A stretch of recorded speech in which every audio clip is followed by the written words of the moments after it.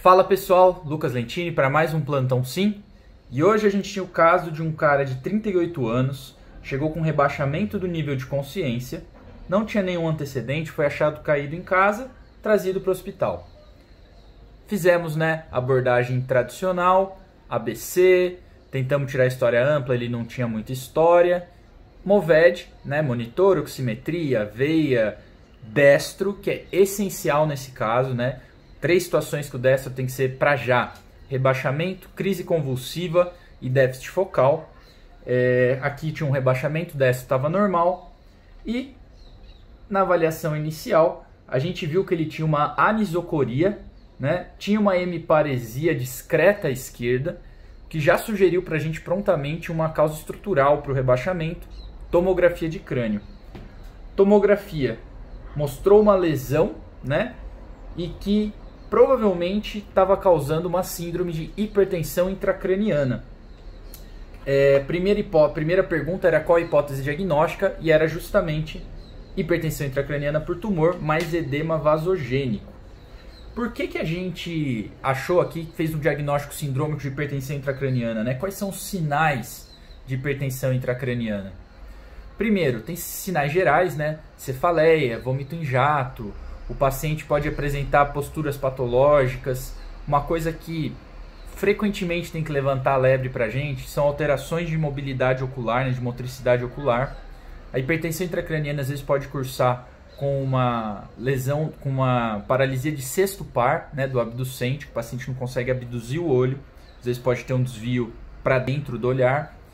Pode ter, dependendo do acometimento, uma paralisia do terceiro par, que era o caso do nosso paciente, que começa a ter uma midríase daquele lado e eventualmente pode desviar para fora e para baixo. O que mais que nosso paciente tinha? Pode ter alterações visuais, enfim.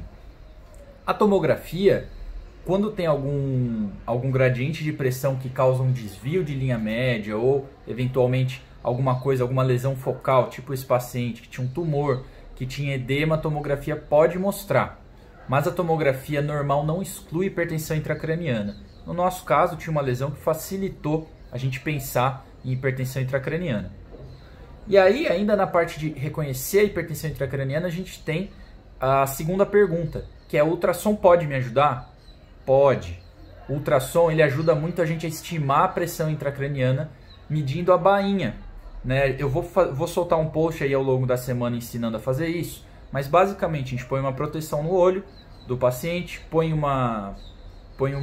usa o transdutor linear, vê ali atrás do globo ocular 3 milímetros e nesse ponto a gente mede a bainha. A gente vai identificar o nervo óptico e a bainha do nervo óptico. O que a gente mede é a bainha, porque é ali que vai ter o aumento quando a gente tem hipertensão intracraniana.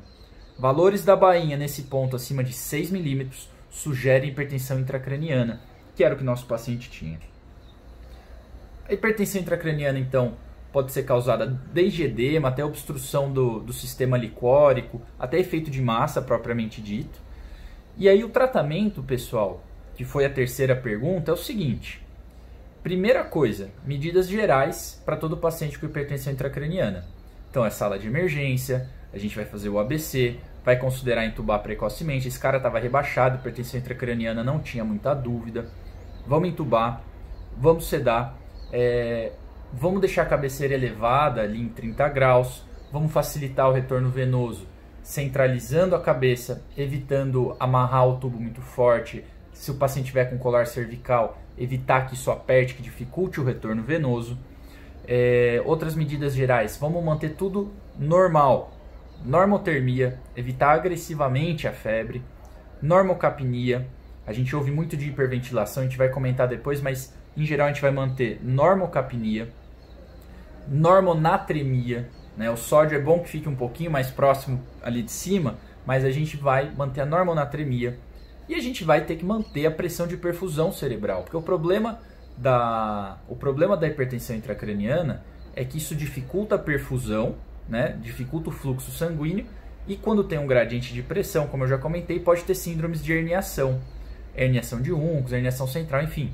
Então a gente precisa, por esse primeiro motivo, manter a pressão de perfusão cerebral, que é basicamente a pressão sistêmica, a PAM, a pressão média, menos a pressão intracraniana. Como a pressão intracraniana está aumentada, a gente não pode de jeito nenhum deixar o paciente ficar hipotenso, porque senão ele vai piorar a perfusão cerebral, beleza? Então já falei tudo isso, e aí a gente tem algumas medidas específicas para alguns casos. Por exemplo, quando o paciente tem uma lesão que cursa com edema vasogênico, que é o edema originado pela quebra da barreira hematoencefálica, quando tem extravasamento de líquido, né, pelos capilares, como é o caso de tumores, como é o caso de abscesso, a gente pode, nesse caso específico, usar corticoide, que é a dexametasona. A gente pode fazer 10 mg EV e depois deixar 4 de 6 em 6, mas é só nesses casos. E aí a gente já fez medidas iniciais, já entubou, sedou, deixou os normos lá, centralizou a cabeça, e o paciente continua piorando. E uma coisa que eu esqueci de falar, mas que é óbvio, avaliação neurocirúrgica de urgência, porque eventualmente vai precisar de uma derivação ventricular, vai precisar de uma craniectomia descompressiva. Então, o neurocirurgião precisa ser acionado rápido. Mas enquanto ele não vem, o paciente continua piorando ou está apresentando sinais de herniação, por exemplo, o paciente começou a rebaixar mais, começou a abrir a pupila, começou a desviar o olhar, a gente tem que intervir rapidamente, porque a pressão intracraniana sustentadamente alta vai fazer com que o paciente evolua mal rapidamente. E aí, a gente tem algumas linhas de tratamento que servem como uma estrutura para facilitar o nosso entendimento. Não necessariamente a gente vai ter um passo a passo para seguir, mas tem algumas coisas que a gente vai escalonando o tratamento.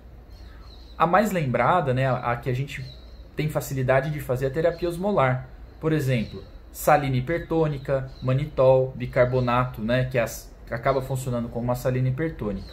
Aqui a gente optou por fazer então uma solução de 3%, né, da salina, que a gente pode pegar ali 890 ml de soro físio com 110 ml do NaCl 20%, que vai dar 1 litro de solução de sódio a 3%, e aí a gente correu 250 aberto, o paciente melhorou.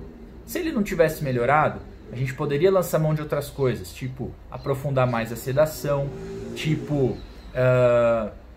hiperventilar de forma transitória, porque quando a gente hiperventila, a gente faz hipocapnia, né? E ali a gente vai querer manter em torno de 30, 35, mas isso pode, apesar de diminuir a pressão intracraniana, isso também diminui o fluxo cerebral, pode piorar a pressão de perfusão. Então não é algo que a gente faz de rotina, a gente faz como ponte para tratamento.